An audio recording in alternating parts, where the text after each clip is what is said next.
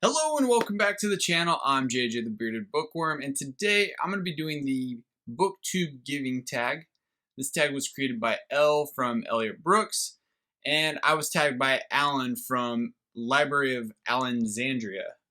I'm going to have links to both of their videos for this tag down below. I'm really grateful that Alan tagged me.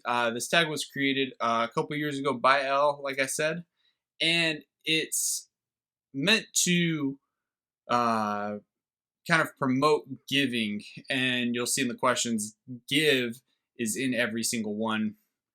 And part of that giving is raising charity. And this year, we're trying to raise money for the Phoenix Children's Hospital. What's neat for me is Phoenix Children's Hospital is actually our local children's hospital here.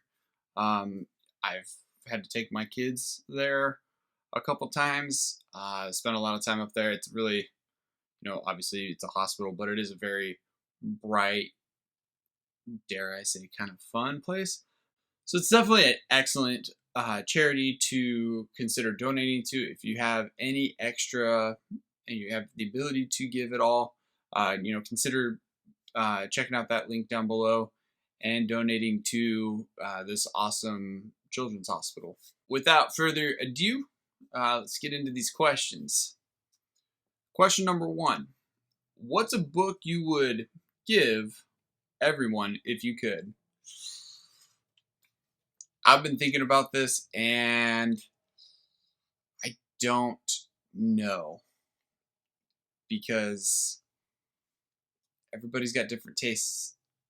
All right, so I'm going to go with Red Rising by Pierce Brown.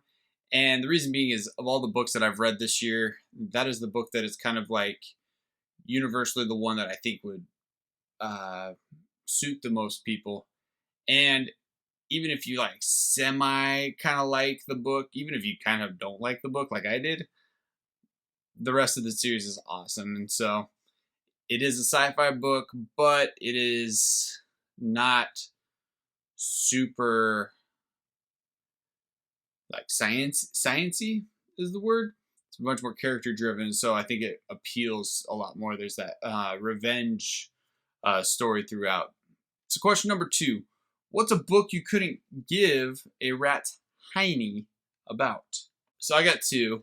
And this is more of just the fact of I don't have any particular slight against either one of these, but it's Game of Thrones series and Kingkiller Chronicles. Both of those, the fans of those two series are very diehard, very passionate about it. But like everybody else, I don't think they're going to be finished, at least by them. That being Patrick Rothfuss and George R.R. Martin. So I'm not holding my breath about getting to read those books because I really don't want to start a series without any real hope of finishing it. All right, so question number 3. Given that the holidays are coming up, what's a book you hope someone buys for you? Now, Victoria is in the other room, so as much as I am telling you the answer, she's definitely eavesdropping on this and waiting to hear my answer. So I have The Way of Kings Leatherbound incoming sometime this year. Definitely like a semi long-term goal is just having all of the Cosmere Leatherbound books. So maybe I'll get one of those for Christmas this year. I'm not holding my breath. I'm not like highly anticipating that by any means. Honestly, at this point, I'm kind of book buying weary, so I'm not super wanting anything specific for the holidays. What's a book or series you've given up on? Oh, man. Oh, I've got a good answer for this. So my answer for this is the Ender's Game saga or whatever it's called. The main reason being is the end of Ender's Game. The last like section of it after the story's done is literally just like setup for the next book that has, it's not like set up like a series where it's like, oh, the events of this one lead directly into this one. It's like, no, here's the story. Story's done. Here's this last, 50 pages to set up for book 2. And I talked to, I believe it was Kevin on Discord, and he said the entire series is that way, where end of book 2 gets done and the last like 50 pages is set up for book 3. And that drove me nuts, and so I'm done. Question number 5. Who's a character you wish an author would give more time to? For this one, I'm going to go with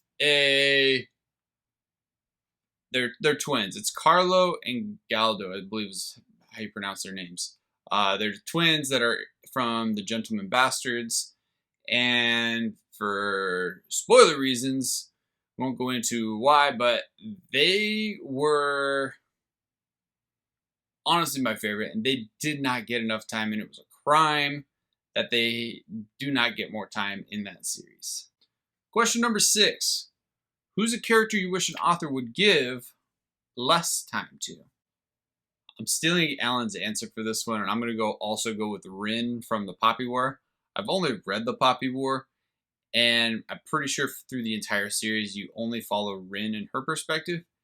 And I think the series in general would very much benefit from some other perspectives. But I've only read Poppy War, so I can't really say one way or the other. But in Poppy War, it would have been nice, especially once later in the book, you did get to see some more perspectives from other characters' viewpoints on the situation.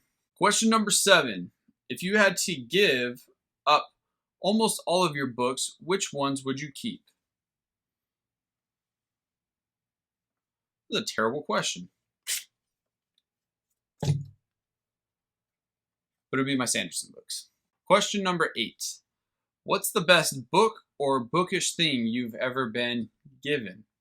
All right, so for the most part, I almost always know when books are being given to me, and I haven't really gotten like bookish things, hardly at all. But the one time that I was gifted things that my wife surprised me with was a couple volumes of Saga.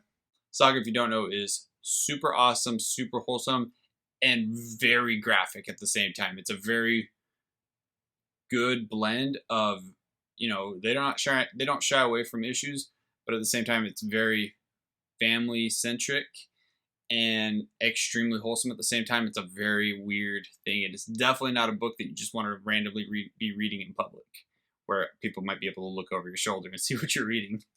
Question 9. What's a book someone gave you that you wish you could give right back? Who does that? Who gets gifts and immediately wants to give them back? Now, I get it, because there are such a thing as bad gifts. However, that is very rude, and you should not try or want to immediately give the book back. Do the right thing. Wait a couple months. And question number 10. Name a time in a book that a character was given something really meaningful. All right, so my first 2 thoughts that came to mind are, honestly, all 3 of these that I'm going to mention are all from Sanderson books, but the first 2 that I'm mentioning or thinking of that I'm not going to say are from different points in The Way of King. One involves one main character and his friend bring something, unknowingly how meaningful that is. And then the second one is at the end of the book. Again, spoilers, if you know, you know. But the one that I'm going to thinking of is from Warbreaker, also at the end, so can't get into it for spoiler reasons. But there's a certain point where one of the main characters gives something that is essentially everything for another character, and it's, in hindsight, such a powerful moment in the book. And the more I think about it, the deeper meaning it has. It's really awesome, truly. All right, so those are my answers to the questions. Comment down below, let me know your answers to these questions. Let's see, I need to tag a couple people. First up is Andy Smith. Second is Eric from Breakeven Books. Once again, check out that link down below. Do consider donating to Phoenix Children's Hospital. That's going to do it for today. Don't forget to like and subscribe if you have not already. I'm JJ the Bearded Bookworm, and I'll see you next time.